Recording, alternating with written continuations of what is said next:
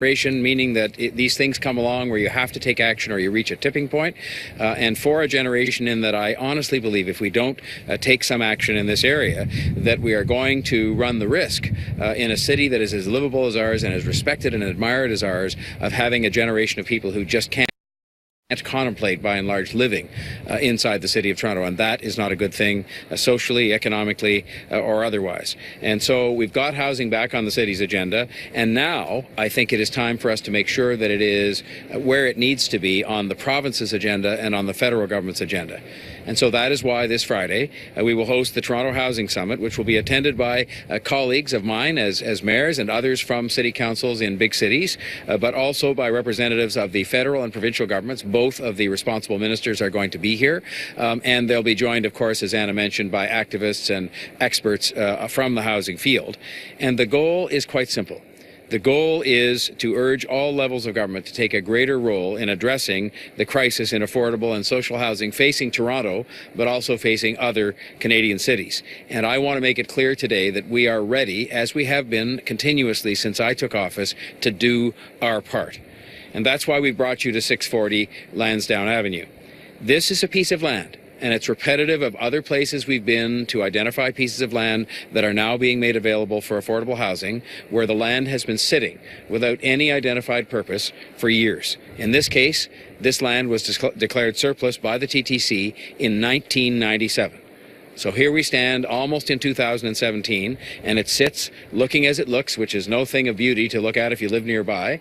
But more so than whether it looks beautiful or not is the fact that it sits underutilized, unused, basically, when we have an affordable housing crisis in the city. Today, we're ending 10 years of inaction as it relates to this piece of land by announcing that affordable housing will be built right here under the city's Open Door program.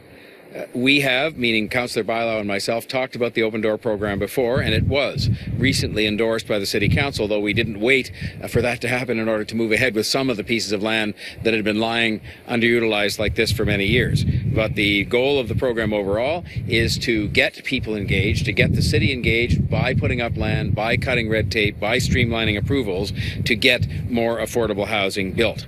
We want to encourage, and we base this program on what the private sector and the nonprofit sector told us it was going to take to get them coming forward to say they would build affordable housing. And we want them to do it, and we want them to do it faster. And I believe that this program by itself, even in the short time it has existed, has changed the way that the city does business with these private and nonprofit developers to allow us to accelerate approvals.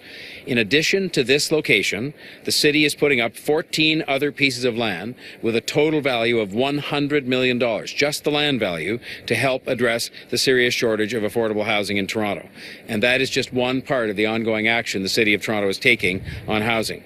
Since I've taken office and Councillor Bailão was made the housing advocate, 522 affordable housing units have been approved by City Council to be built across the city. And that number, while it's just a start relative to the size of the challenge, is in contrast to the 0 units approved, for example, in 2014. 0. And so we're moving ahead to actually get back on this file, to get back into the housing business with partners in the private and nonprofit sectors. And we are showing our better than our good faith by putting up $100 million worth of land and saying, come and tell us how you can build affordable housing on this land. Beyond the land, we have announced in May of this year 550 families on the city's affordable housing wait list who will receive new housing allowances. That's $250 a month towards the rent so that while they're on the wait list, they can afford to live in housing.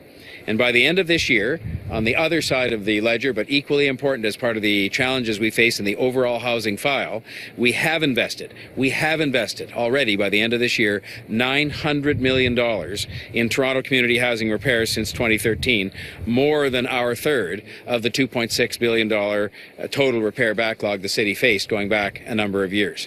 And when I say more than our third, that is on the assumption that it is not fair, and it was never intended that property taxpayers should even attempt, let alone be capable of financing that entire $2.6 billion repair backlog on their own. This would result in, by itself, would result in double-digit property tax increases if we were to put the entire repair backlog on the shoulders of property taxpayers. That isn't right. It wasn't right. It won't be right going forward. And we are continuing to ask the other governments to recognize, with the sources of revenue they have from income taxes, HST, corporate taxes, to recognize the responsibility they have with us to keep up that public asset, the stock of public housing that had deteriorated so far in recent decades. We are working hard to keep our city affordable and livable for everyone, but we cannot any longer do it alone. This is a critical moment for Canadian cities and for leaders of all levels. We need the federal and provincial governments to take action and to be our partners. Without real partnerships from these other levels of government, Toronto will become more and more unaffordable, and that will have a profound impact on the social and economic health of our city and of our country. I've said it before.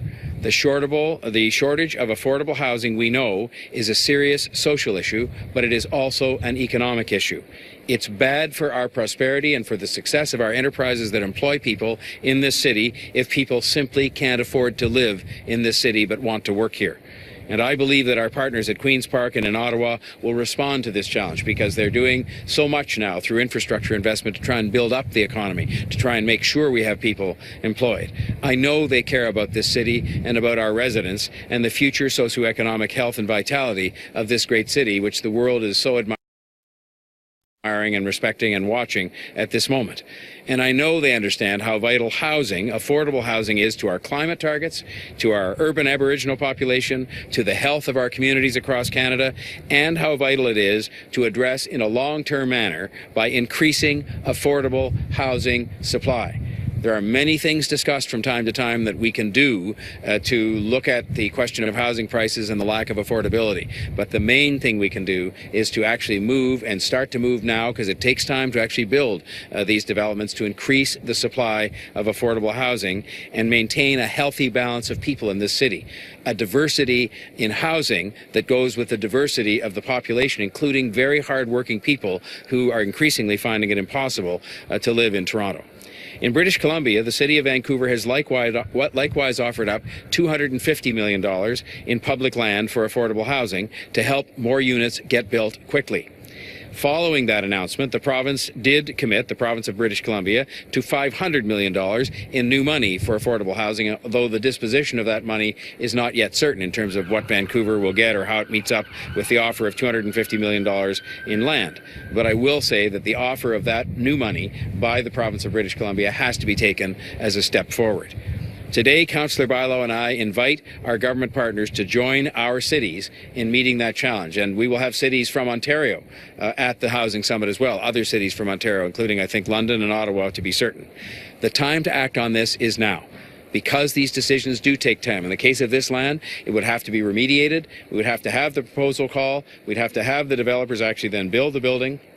And all of that takes time, so that the need is here now and the challenge is to get on with it. And I think the summit will be one more indication that we are serious about having a citywide, province-wide, nationwide campaign to make sure that we work with other big Canadian cities, with the other governments, with the private and nonprofit sector, to make sure that we build healthier, stronger, and more equitable communities by addressing the issue of affordable housing. We are happy to take your questions. I would say with the federal government, they have been unclear. They have clearly indicated in their platform and in some of their statements since then a strong willingness and commitment to invest in what they call social infrastructure, so that beyond the transit and the other things we've talked about and where they've come through in spades for us, it has been less clear what they're going to do in housing. And so one of the reasons that we're stepping forward now and making the offer of the $100 million in land plus other participation plus streamlined approvals is so that they will see this as the opportune time to say we're there too.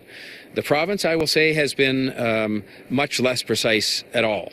And in fact, what you've seen, as Councillor Bailão alluded to, is actually a declining level of participation, including the removal of some of the funds that we used to use to help us with our housing efforts. And so they have done a little something with respect to energy retrofits, which will make a small contribution to the repair bill on the social housing. But I would say that so far it's been very unclear what their intentions are.